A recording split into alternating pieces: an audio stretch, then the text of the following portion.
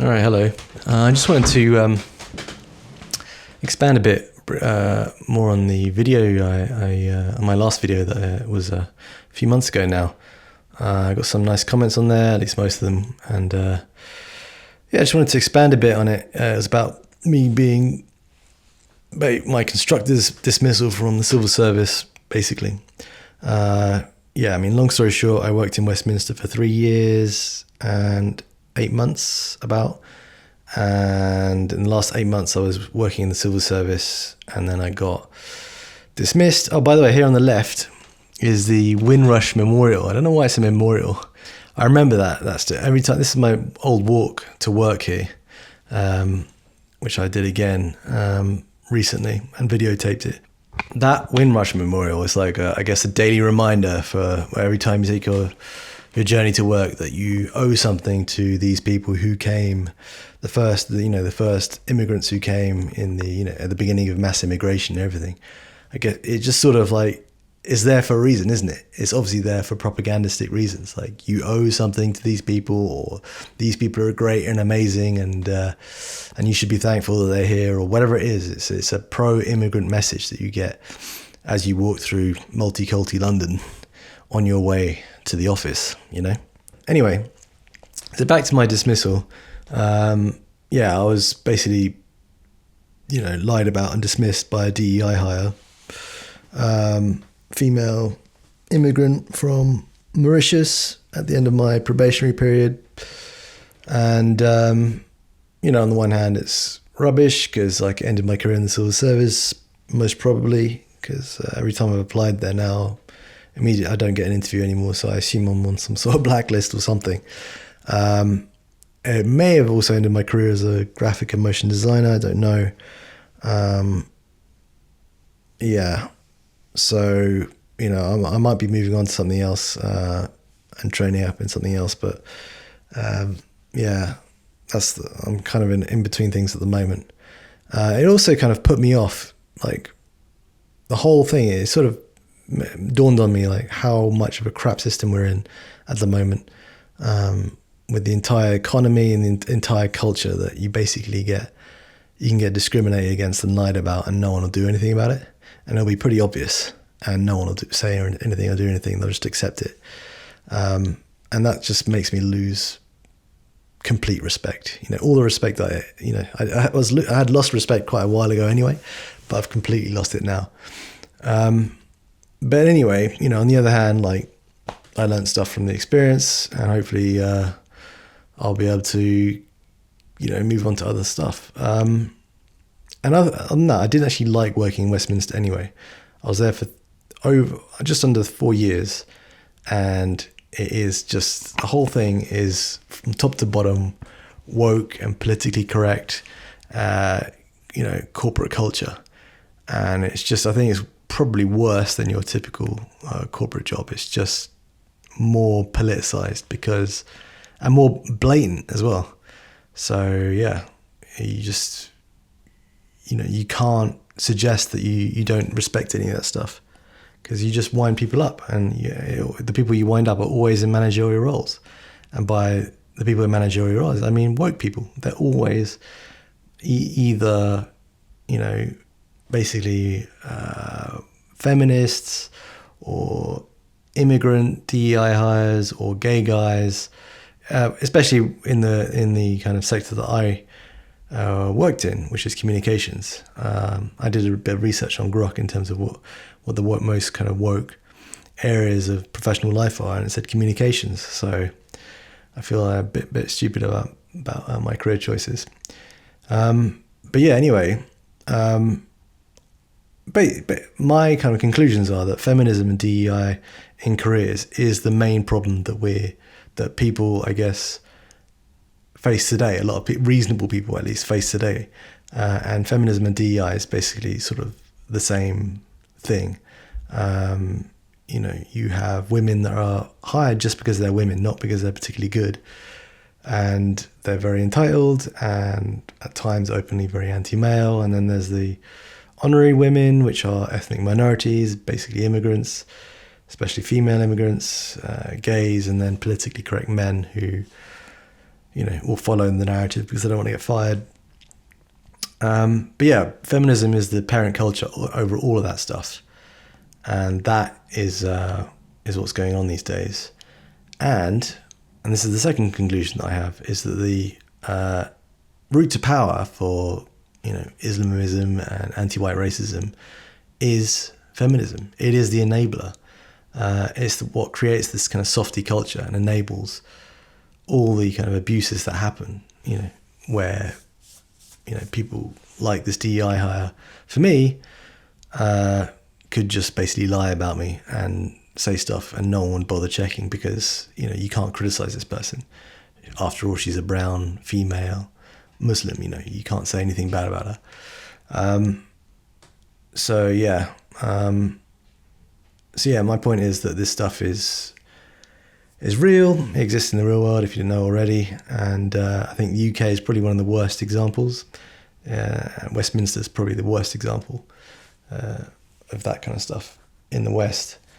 And now you can see it now with all the news about the attempts to cancel X, social media, in Britain, or led by Britain especially, but it was Britain and Canada and Australia they were talking about, and the excuses they were talking about, which was the AI pictures, that was demeaning or degrading to women, etc., etc.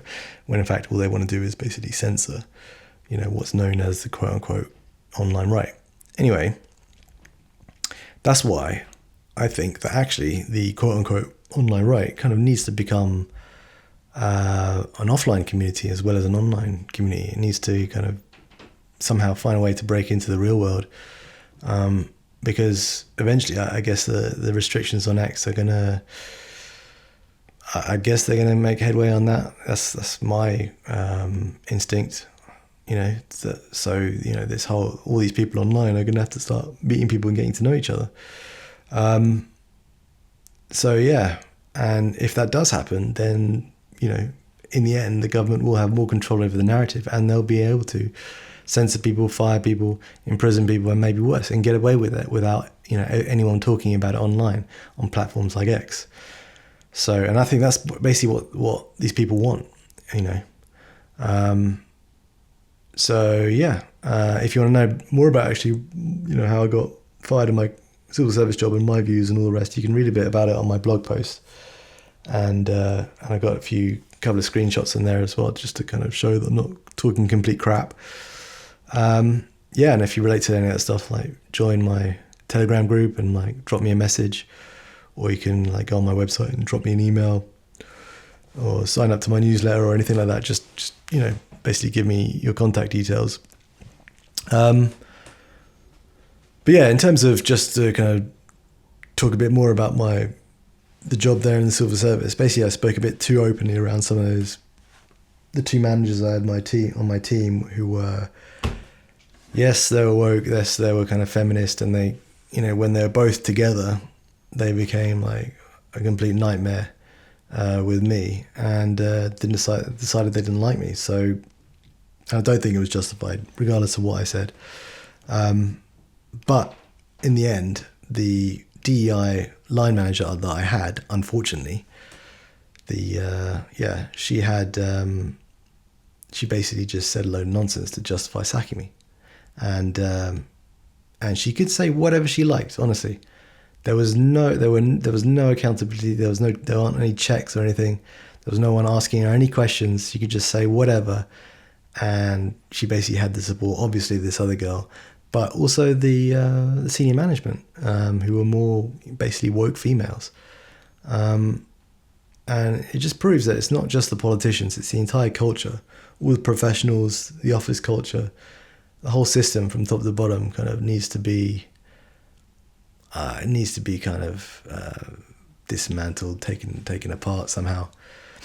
And that's basically what I've got to say about that, really. Just that it was basically just a bunch of frivolous claims. I don't want to go into the details. It's so boring and annoying. But yeah, they're saying, "Oh, you did a good job, but we don't like your conduct, so you're fired. Bye." And yeah, it was just nonsense, basically. But yeah, I just wanted to say make a few more comments about my kind of take on woke culture. That basically, it's women and immigrant activists and gay activists as well who are basically pretty mediocre, and they work together to create this sort of intersectional feminist, alliance, or kind of LGBT-ish intersectional feminist alliance, and that is in fact the route to power for these immigrants, Islamism and anti-white racism, and I think in the UK they're not that far away from taking power, and that's another thing. And a lot of these spoiled kind of white women in managerial roles don't realise that pandering to and promoting these anti-white activist girls, Islamo anti-white activist girls, you're kind of opening the gates of Toledo to these people, figuratively speaking. You're opening the door to a complete anti-white takeover, because when the day comes where, one of these people becomes their manager, finally, they'll realize that these people don't actually hold exactly the same views. They care more about race than they do about gender. And by that point, it'll be too late. So the Karens these days really are just useful idiots. They're just not that clever. They're threatened. They feel threatened by anything, that identifies as male or, potentially a Trump supporter or whatever. And they want to, dunk on the straight white guys or whatever because it's acceptable to do nowadays. But it's a Trojan horse. Like the ideology of intersectional feminism is a Trojan horse, and it gets overlooked. And people like Shabana Mahmood, Ilhan Omar in the US, Zahra Sultan over here as well, they're the kind of the most corrosive, the most motivated, the most calculating, and like the typical dumb Karens or woke gay guys enable that. They enable that woke revolution that's just around the corner. And it's not just an anti-male revolution, it's an anti-white revolution. So that is why I'm kind of looking for, basically remote work at the moment more than office work in London, because I want to get out of here. I think this country's become a sort of feminist cesspit, and I need to be able to leave and still have an income. So, yeah, that's what I'm doing at the moment. But yeah, like I said, if you want to read the blog post and have a look at a couple of the screenshots that I uploaded there, check it out. It's igotcancelled.org. Yeah, I had to write that post because it's just very annoying getting fired by a first-generation immigrant who's a guest. Like, think about it. She's a guest here. She's gets all the advantages. She's been given all sorts by coming here, and then she gets to lie about me, mess up my career and my income and my reputation. Like, it's total BS, and it's a complete inversion. It's a complete destruction of my rights in that situation, and I'm sure that kind of thing has happened to a lot of other people. So yeah, if it has happened to you, or you've had any kind of similar experience, just drop me a message on my Telegram channel and say hello, or just get in touch, or drop me a comment below. But yeah, thanks for watching, and cheers until next time. For some extraordinary reason, they seem to feel that Britain is now open to provide welfare for the world. And that's not what the British people want. It's not what they should be paying for. And frankly, they've got to stand up and say so.